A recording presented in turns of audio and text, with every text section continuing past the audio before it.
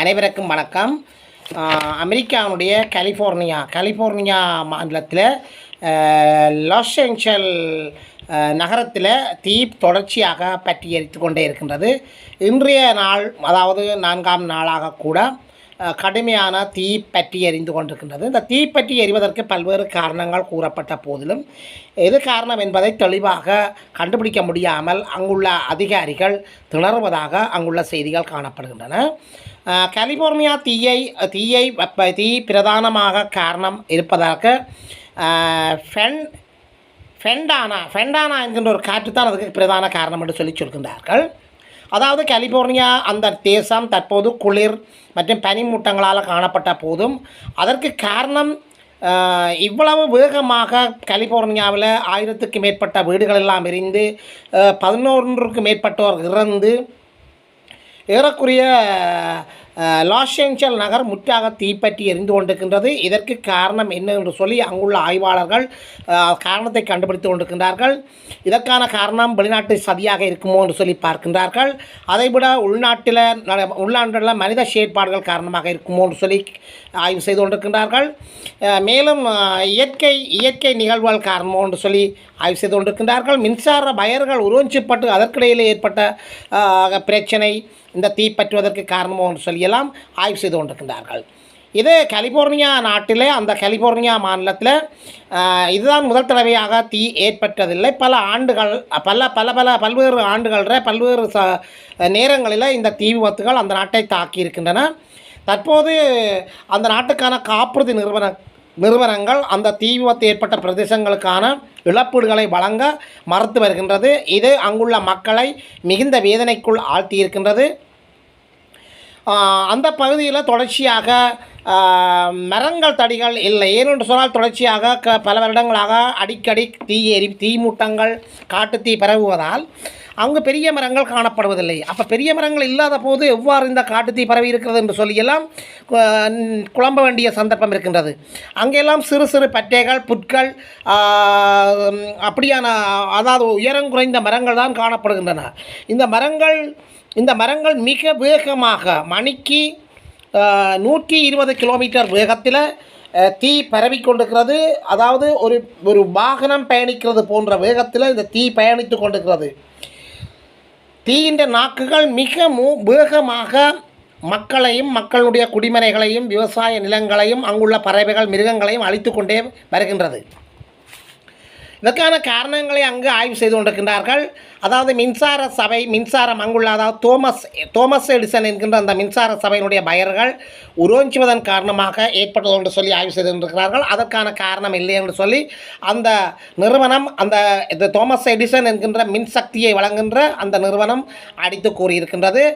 இதற்கு பிறகு Thunder lightning, அதாவது மின்னல் காரணமோ என்று சொல்லி ஆய்வு செய்திருக்கின்றார்கள். இதற்கும் காரணமே இல்லை என்று சொல்லியிருக்கின்றார்கள். அதாவது தீ பற்றுவதற்கு முன்னர் அங்குள்ள கிளைமேட் நெட்வொர்க், அதாவது கிளைமேட் வலை அமைப்புகள் பற்றி ஆய்வு செய்து கொண்டிருக்கின்றார்கள். அதற்கு முன்னர் சில மணி நேரங்களுக்கு முன்னர் அவ்வாறான சம்பவங்கள் இது நடைபெறவில்லை என்று சொல்லி கூறுகின்றார்கள். இதைவிட அங்கு கேம்ப் ஃபயர் என்று சொல்வார்கள். கேம்புகள் அடித்து சிறு சிறு பொழுதுபோக்குகள் அவர்கள் ஈடுபடுகின்ற போது அதை வெளியேறுகின்ற போது அவற்றை சரியான முறையில் அவர்கள் அந்த தீயை அணைத்துவிட்டு செல்வதில்லை என்று சொல்லியும் அது ஒரு காரணமாக இருக்குமோ என்று சொல்லியெல்லாம் ஆய்வு செய்து கொண்டிருக்கின்றார்கள். இறுதியாக ஃபெண்டானா என்கின்ற காற்று, அதாவது அந்த பகுதியில் இவ்வளவு வேகமாக பரவுவதற்கு காரணம் ஃபெண்டானா என்கின்ற காற்று தான் காரணம். இந்த ஃபெண்டானா என்கின்ற காற்று மிக மோசமான காற்று. மிக வேகமாக இந்த காற்று வீசும். அதாவது தீயையும் வெப்பத்தையும் தீ துண்டுகளையும் தீ துணுக்குகளையும் அந்த காற்று தன்னோடு எடுத்து செல்வதனால அக்கம் பக்கம் அயல் அட்டை அங்காலை இங்காலை எல்லாம் இருக்கின்ற மரந்தடிகள், சிறு சிறு பட்டைகள், காய்ந்த பொருட்கள் எல்லாம் பிடித்து மிக வேகமாக அந்த காற்று தான் அந்த தீயை நகர்த்தி கொண்டு செல்வதாக இறுதியாக முடிவெடுத்திருக்கின்றார்கள். மேலும் நாங்கள் இது சம்பந்தமாக பார்க்கின்ற போது அமெரிக்காவுடைய லாஸ் ஏஞ்சல் கதை முடிந்தது போன்ற ஒரு சம்பவமாகத்தான் காணப்படுகின்றது. 10,000 வீடுகள் எரிந்து சாம்பலாகி இருக்கின்றன. இது பற்றி நேற்றைய தினம் காலை லாஸ் ஏஞ்சல் டைம்ஸ் எழுதுகின்ற போது அன்று ஜேர்மனியில் ஹிட்லர் என்பவரை அழிக்க புறப்பட்ட நேச நாடுகளான அமெரிக்கா, ரஷ்யா போன்ற நாடுகள் ஜேர்மன் தலைநகரான பெர்லின் என்கின்ற நகரத்தை சுடுகாடாக்கியது போல இன்று அந்த ஜேர்மன் நகரம் பெர்லின் என்ப நகரத்தின் மீது நூற்றுக்கணக்கான ஆயிரக்கணக்கான குண்டுகளை ஒரே நேரத்தில் வீசி அந்த ஜேர்மன் தலைநகரத்தை எவ்வாறு சுடுகாடாக்கியதோ அதற்கு ஒப்பாக அதைவிட பல மடங்கு தாக்கங்கள், அதாவது பாதிப்புகளை இந்த பெண்டானா என்கின்ற காற்று லாஸ் ஏஞ்சல் என்ற நகரத்தை தாக்கியிருக்கின்றது. லாஸ் ஏஞ்சல் நகரம் முழுவதும் ஒரு யுத்த களமாக காணப்படுகின்றது என்று சொல்லி அந்த அமெரிக்காவினுடைய லாஸ் ஏஞ்சல் நகரத்திலிருந்து வெளியிடுகின்ற அந்த லாஸ் ஏஞ்சல் என்ற பத்திரிகை செய்தி வெளியிட்டிருக்கின்றது. எரிந்து சுடுகாடாகி அழிந்த பெர்லினுக்கும் லாஸ் ஏஞ்சலுக்கும் வேறுபாடு தெரியவில்லை என்று சொல்லி அந்த பத்திரிகை தன்னுடைய கருத்தை கூறிக்கொண்டு செல்கின்றது. அமெரிக்காவினுடைய பாவங்கள், உலகம் எல்லாம் செய்து வருகின்ற அமெரிக்காவுடைய தன்னுடைய பாதுகாப்புக்காக உலகமெல்லாம் அகலக்கால் வைத்து உலகமெல்லா நாடுகளிடம் பிரச்சனையை உருவாக்கி அந்த நாடுகளுக்கு ஆயுதங்களை சப்ளை பண்ணி அந்த நாடுகளின் மீது யுத்தங்களை ஏற்படுத்தி பல ஆயிரக்கணக்கான குழந்தைகள், முதியவர்கள், இளைஞர்கள், யுவதிகள் அங்குள்ள சொத்துக்கள் எல்லாத்தையும் அழித்து சூறையாடுவதற்கான கடவுள் தண்டனையாக இந்த சம்பவம் அமெரிக்காவை இப்பொழுது ஆட்டி படைத்து கொண்டிருக்கின்றது. உண்மையில் அரசன் அன்ற அறுப்பான் தெய்வன் நின்றறுக்கும் என்பதற்கு ஒப்பாக அமெரிக்கா இன்று பற்றி எறிந்து கொண்டிருக்கின்றது. அமெரிக்காவினுடைய தீயணைப்பு வீரர்கள் திணறிக் கொண்டிருக்கின்றார்கள். அவர்கள் ஏறக்குறைய 99% கை விரித்து விட்டார்கள், தங்களால் இயலாது என்று சொல்லிக் கொண்டிருக்கின்றார்கள். அமெரிக்காவுடைய நாட்டை நாங்கள் பார்த்தோம் என்று சொன்னால் அங்கு சிறு சிறு பைகளில் கிடைத்த தண்ணீர்களை அள்ளிக்கொண்டு சென்று தங்களுடைய வீடுகள் எரிவதை அணைத்து கொண்டிருக்கின்றார்கள். அதாவது கேன்பேக், அந்த அளவுக்கு அந்த நாட்டில் நீர் இல்லை. கடந்த சில மாதங்களாக அங்கு மழை வீழ்ச்சி இல்லை.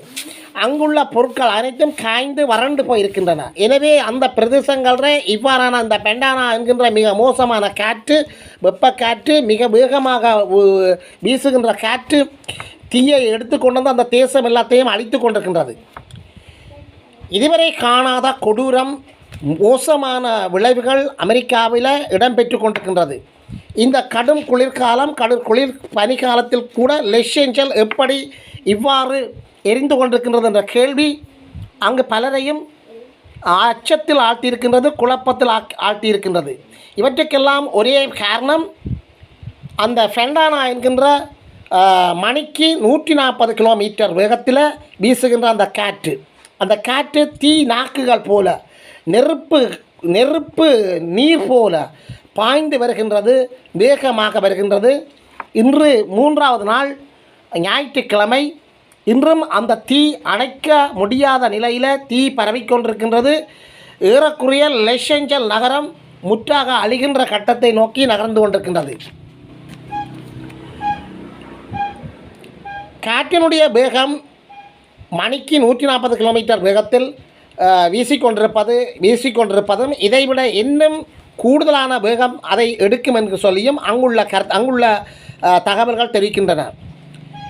ஹாலிவுட் நடிகரும் பிரபல எழுத்தாளராகவும் குட்ரோன்ஸ்வின் என்பவர் கூறுகின்ற போது தனது வீடு, தனது ஸ்டூடியோ மற்றும் திரைப்பட கூடங்கள் யாவும் எரிந்து சாம்பலாகி போய்விட்டன என்று சொல்லி கண்ணீர் வடித்து தன்னுடைய ஃபேஸ்புக் தளத்தில் அவர் தன்னுடைய கருத்தை வெளியிடுகின்றார்.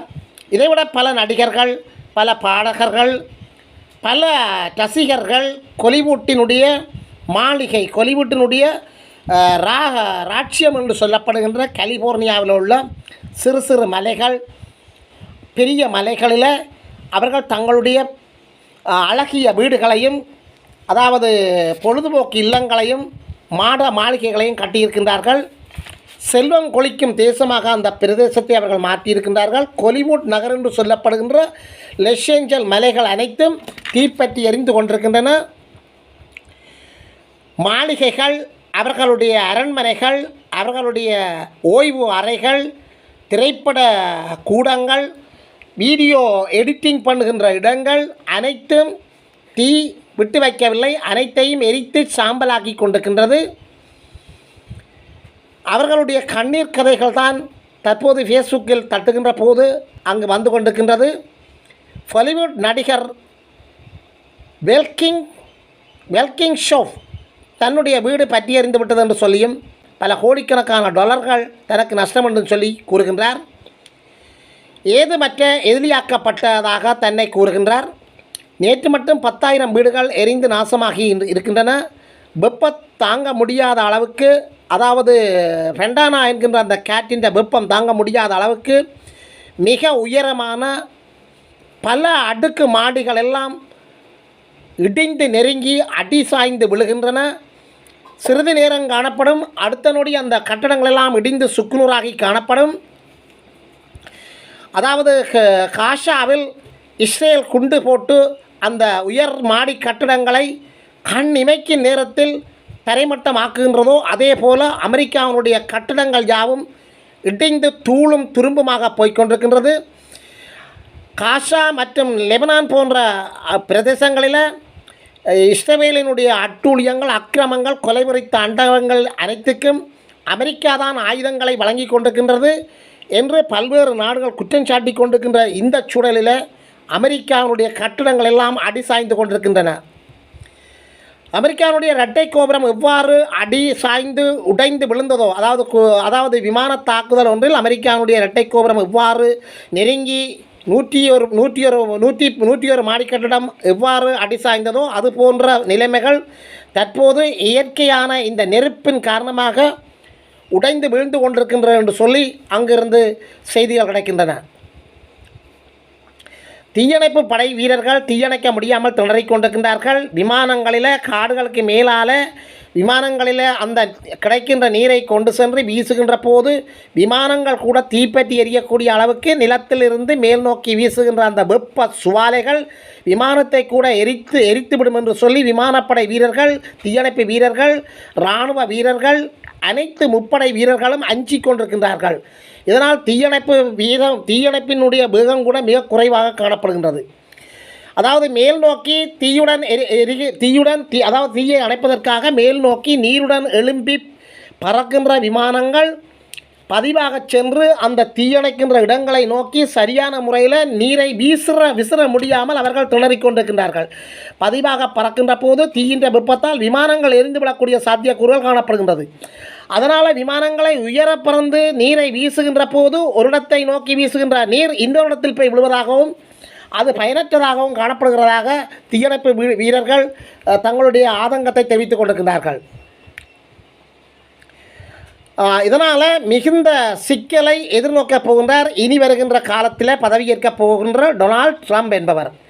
லாஸ் ஏஞ்சல்ஸ் கவர்னர் மீது குற்றம் சாட்டுகின்ற டொனால்ட் ட்ரம்ப் என்பவர் நியூஷம் என்கின்ற அந்த லாஸ் ஏஞ்சல்ஸ் நகரத்தினுடைய கவர்னர் அவர்கள் அதற்கு திருப்பி பதிலடி கொடுத்திருக்கின்றார். என்னை பதவி விலகும்படி கோருகின்ற ட்ரம்புக்கு இப்போது உள்ள அதிபர் தீயணைப்புக்கு ஒதுக்கிய பணம் போதாது. அதாவது இந்த பகுதி தொடர்ந்து தீயணைப்புகளால் ஆபத்திருக்கின்றது. எனவே தீயணைப்புக்கான வரவு செலவு திட்ட ஒதுக்கீட்டில் கூடுதலான பணத்தை ஒதுக்குங்கள் என்று சொல்லி தன்னோட பாராளுமன்றத்தில் கோரிய கோரிக்கைகளை அவர்கள் செவிசாய்க்கவில்லை. எனவே இப்போதைய அதிபரும் இனி வருங்காலத்தின் அதிபர் இருவரும் தங்களுடைய லாஸ் ஏஞ்சல்ஸ் நகரத்தில் தீப்பற்றுகின்ற இடத்திற்கு வந்து பார்த்தால்தான் அவர்களுக்கு நிலைமை புரியும். மூடிய கண்ணாடி அறைக்குள் இருந்து கொண்டு கருத்துக்களை வெளிவிடுவதால் எந்த பயனும் ஏற்பட போவதில்லை. எனவே அவர்கள் சரியாக சிந்தித்து செயற்பட வேண்டும். இனிவரும் காலங்களில் தீயணைப்புக்கான பண ஒதுக்கீட்டை அதிகம் ஒதுக்கப்பட வேண்டும் என்று தற்போது இனிவருகின்ற தற்போதைய ஜனாதிபதி மீதும் எதிர்பாரும் காலத்தில் வரப்போகின்ற டொனால்ட் ட்ரம்ப் மீதும் முகத்தில் சேரடித்திருக்கின்றார். காஷா லெபனான் மீது அமெரிக்கா ஆயுதங்கள் வைத்து இஸ்ரேலை கொண்டு எவ்வாறு தீக்கிரியாக்கினார்களோ, அந்த தேசத்தை எவ்வாறு தரைமட்டமாக்கினார்களோ, அந்த மக்களை எவ்வாறு இடம்பெயரச் செய்தார்களோ, அந்த மக்களுக்கு வீடுகள், நிலங்கள், வாழ்விடங்கள் இல்லாமல் அகதிகளாக எவ்வாறு அலைய வைத்தார்களோ, அதே போல் லாஸ் ஏஞ்சல்ஸ் நகரத்திலிருந்து பல்லாயிரக்கணக்கான லட்சக்கணக்கான மக்கள் வெளியேறிக் கொண்டிருக்கின்றார்கள். அவர்களுக்கான அகதி இடங்கள், அதாவது தங்கும் இடங்கள், அவர்களுக்கான உணவு வளங்கள், அவர்களுக்கான வீடு வசதிகள், மனிதாயமான உதவிகளை அமெரிக்கா செய்ய முடியாது துடித்து கொண்டிருக்கின்றது, துவண்டு கொண்டிருக்கின்றது. அமெரிக்காவின் சொந்த நாட்டிலே சொந்த மக்களையே அகதிகளாக்கி இருக்கின்றது என்பதுதான் இன்று ஒரு மிக வேடிக்கையான, இன்று உலக மக்கள் பார்த்து கொண்டிருக்கின்ற ஒரு சம்பவமாக காணப்படுகின்றது. இதுவரை 11 பேருக்கு மேலே அந்த தீயினால் எரிந்திருக்கின்றார்கள் என்று சொல்லியும் இந்த கணக்கீடு இதைவிட அதிகமாக இருக்கலாம் என்று சொல்லியும் கூறப்படுகின்றது. சரியான தகவல்களை சரியான முறையில் அறிய முடியாதிருப்பதாக அங்கிருந்து தகவல்கள் கிடைக்கின்றன.